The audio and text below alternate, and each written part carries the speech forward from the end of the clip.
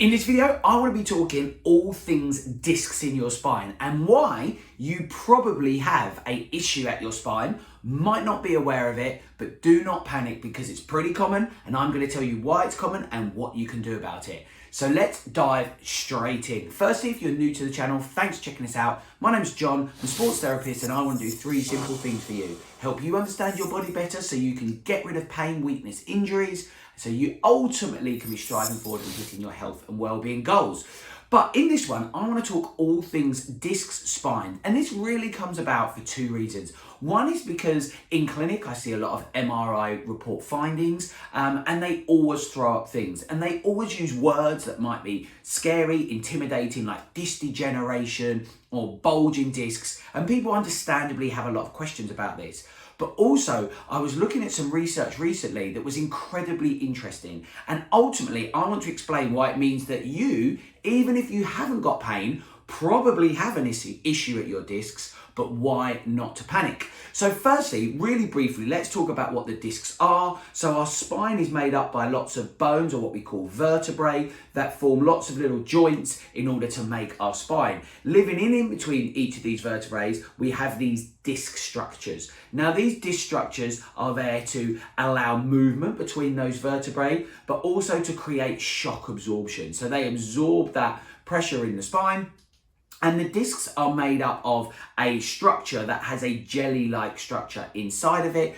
I like to think of our discs as a jam donut, where we have this round-like structure with squidgy stuff in the middle. Now, what I effectively found in this research, or what this research showed me, is that disc degeneration is incredibly common. If you're in the age category of 40 and above, like myself, then ultimately 67% of people who had no pain were found under MRI to have disc degeneration. So let's talk about this for a second. So these are people not suffering with pain. They aren't currently presenting with excessive back pain, but this study took these asymptomatic people and found that in 67% of people above 40, they had disc degeneration. But it gets perhaps even more interesting when we go to over 60. In these people, again, asymptomatic people above 60 years of age, 88% of people show disc degeneration.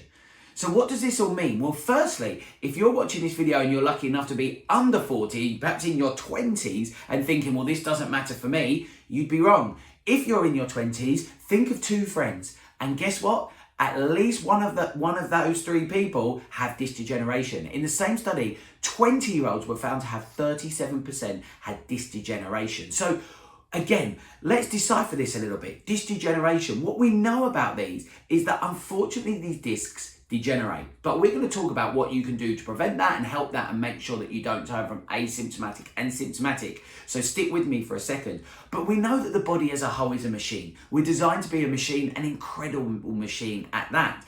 But unfortunately, like any machine, over time it degenerates. So if you have found that you have disc degeneration, or someone told you have disc degeneration, do not worry, because it's completely normal, it's completely manageable is the important thing about this, and it's something that does happen naturally with the aging process.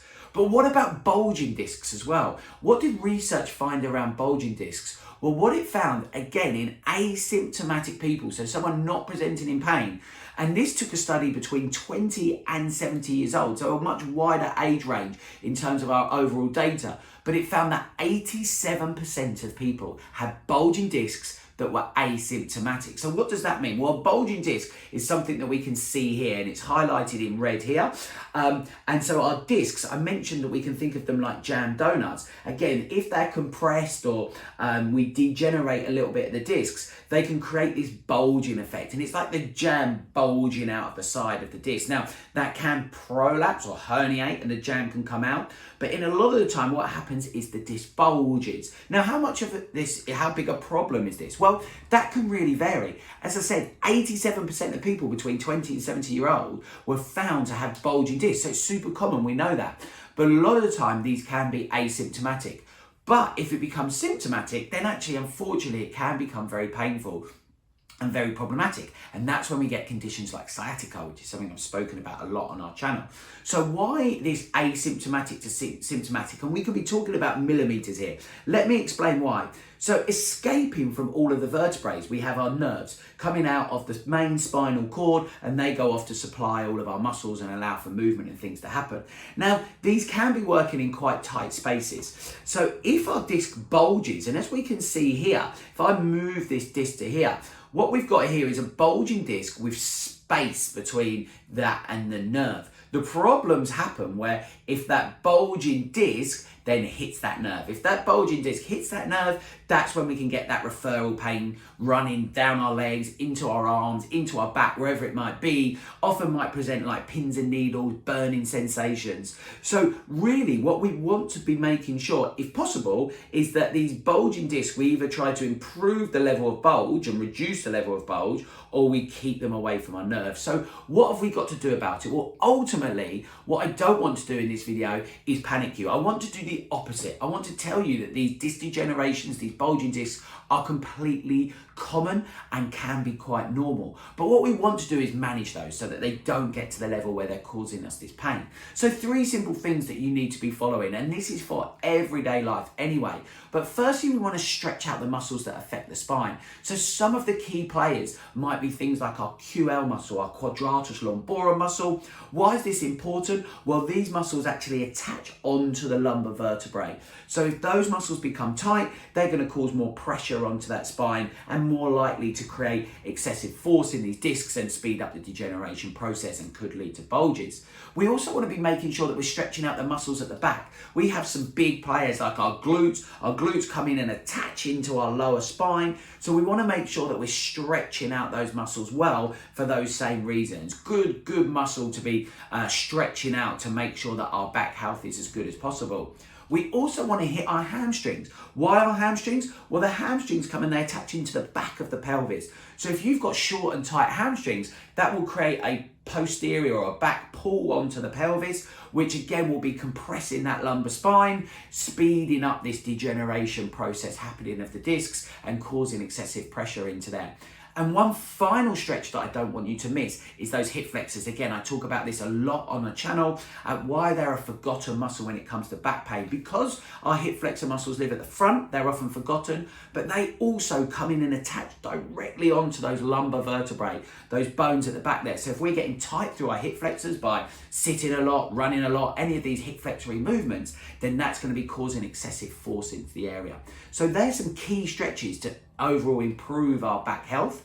Then we've got things like self-massage and rolling, when I like to talk about using our trusty lacrosse ball, and again, I've lots of videos talking about that, making sure that we're rolling into those areas, using a massage gun into those areas that I've mentioned, targeting things like our glutes, our hamstrings, our QL muscles, our hip flexor muscles. We want to be rolling into those areas to make sure that the muscle is as good and as healthy as it can be, and make sure that we're not causing excessive pressure into that area.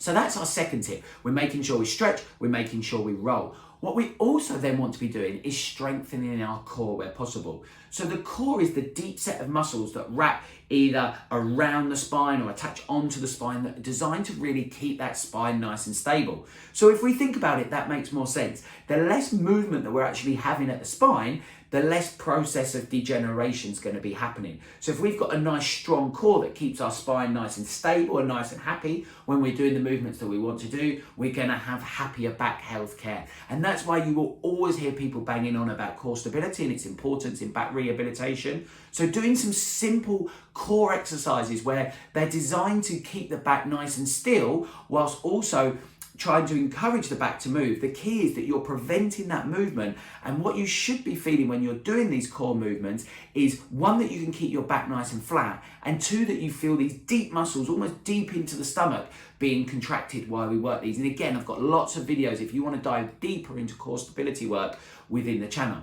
And finally, my final tip around keeping this back nice and healthy is make sure we're moving. We're designed to be moving around. If we think about sort of prehistoric times, and we were designed to be hunter-gatherers moving around, The body wants to be moved. We want our pelvis to be moving forwards and backwards. We want our spines to be nice and mobile. Again, well supported by our core stabilizing system, but actually movement is good. When we sit for long periods of time, or when we stand for long periods of time, that's when we're creating these compressive forces in the spine.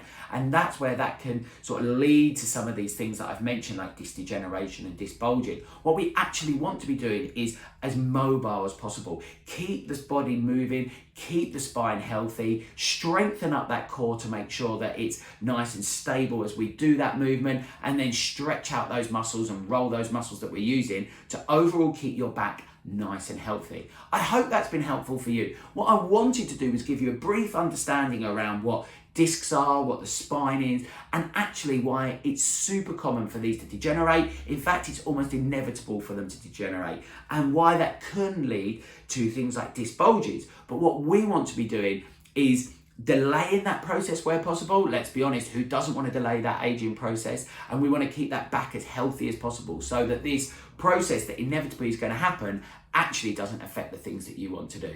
Has that been helpful for you? If it has, you can do me a favor and smash that like button. Hitting that like button is going to help others to see this video. And it's also going to show me that this is the type of content that you want to be seeing. When I look into what's going on in our YouTube channel, I'm looking at the videos with the most likes to then perhaps make videos similar, because I know that's the stuff you want to see. And if you haven't subscribed to our channel, like most people who watch this video haven't subscribed to the channel, why not? Hit that subscribe button down below, and I will look forward to seeing you on the next video. Speaking of other videos, here's one to help you on your health and wellbeing journey. I'm going to see you on the next one.